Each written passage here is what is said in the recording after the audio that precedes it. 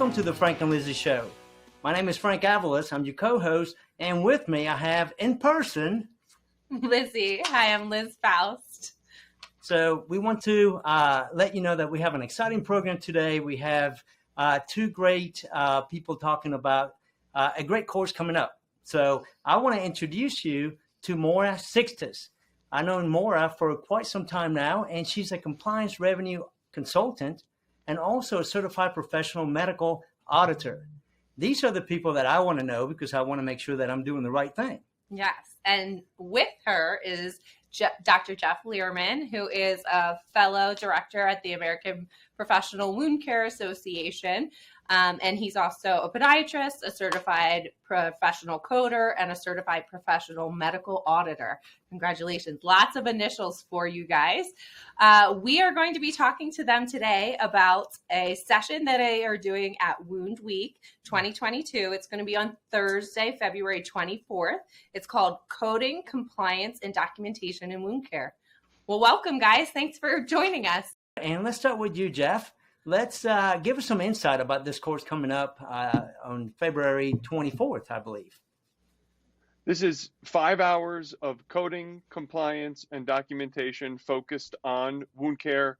All too often, the errors that we see in coding and documentation are a result of getting information from inappropriate sources like Google, or going onto Facebook and asking a question to friends to see how they might be doing something. And Moira and I pride ourselves on providing referenced, official, you might say, information. There will be no opinion here. There will be no I think or I heard or so-and-so always says, but rather the actual guidance from the referenced sources.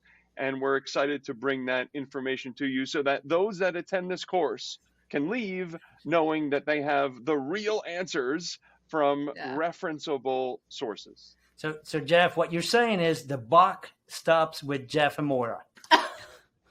No, as a matter of fact, that's the opposite of what I'm saying. This stuff should never be, he said this or this one said that, but rather, for example, Chapter 1, Section D of the National Correct Coding Initiative Manual says this about significant and separately identifiable evaluation and management. And that's the type of guidance that we're going to provide. Well, that's good. It's totally necessary. And I know in my role, trying to find objective data on coding is really challenging for me. So I am looking forward to this session greatly. Moira, if you could just, who do you think should attend this session? Like who best benefits from this? Well, I think both practitioners and administrative folks would benefit greatly from this presentation, mostly because they're both involved, right? Mm-hmm. Providers need to understand the implication of what they put into the medical record, not only from a financial standpoint, which of course is always very important, but none of us looks great in stripes or orange. We want to protect those. Great in orange. I look great in orange, Moira. Well, sorry. Well, I do too, but I don't like jailhouse orange, but no. But anyway, so we want to make sure that everyone has the information that they need to stay safe, to not end up with multiple exponentially growing financial hits from audits, right? Yeah. Depending on what offense you have committed, Medicare and RAC auditors and TPE auditors have absolutely no idea what the difference is between oops, forgot to put that down, and fraud. So, we want to make sure that the folks that attend this understand that, and providers need to get that because, of course, I've been around for a while. When I was training, it was really the medical record was a way to communicate from one provider to another. It was, this is what we're doing. It wasn't about making sure that we dotted all our I's and crossed all our T's for regulatory agencies. And that's just not the case anymore. Folks love to kill the messenger, right? Please don't kill Jeff and I, because it's really not us. What we're doing is we're being a few of those strange people that really want to protect and help providers and administrators, as opposed to the folks that with the RAC and TPE audits, they get paid by finding our mistakes. Ugh. They get paid a percentage of what they recoup for Medicare. And so we want to protect folks from that and help them to avoid the headache and hassle and legal bills and maybe even avoid our consulting fees. Yeah. No, not that. Yeah. And you're right, because I don't want to learn from my mistakes from that. I want to learn from y'all's mistakes or from what you want to make sure. Yeah. Right. So, well, the mistakes we see when we go out into the field, we bring back to everybody else that we speak with. So we can share that experience and we can all learn from it and protect ourselves better as an industry. That's great. Jeff, we have a management company, and usually whatever they say is what we follow, because that's one area I didn't want to concentrate. I want to concentrate on wound healing, about everything else, but that. And then we get reps that come in every day and tell us about these codes and all that. So will you have handouts for us? Because I want to make sure that I clarify what I'm being told.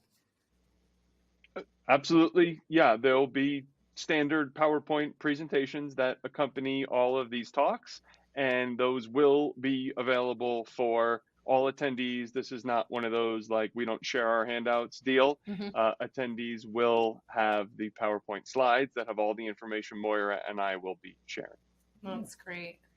Yeah. Are there any highlights of your session that you'd like to discuss, or like certain things? Like I know for my practice, debridement coding is a big one that they're like, well, was it selective, non-select? How much tissue? What tissue did you take? So can you answer any of that?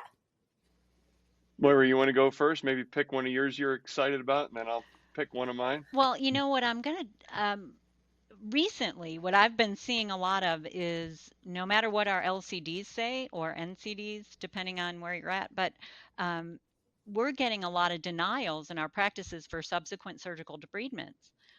We're supposed to be allowed to do, depending on where you are, up to 5 per wound.